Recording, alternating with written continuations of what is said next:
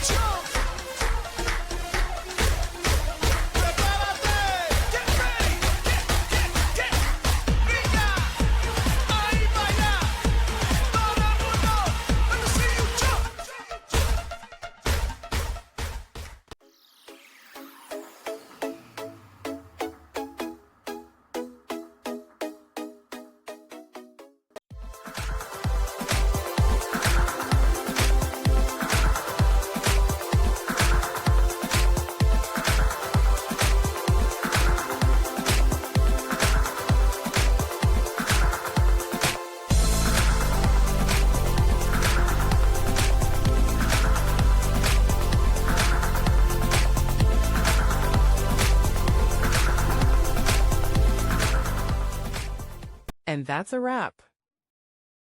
I hope you found the answer you were looking for. If you did, take a second to hit that subscribe button. It really helps out.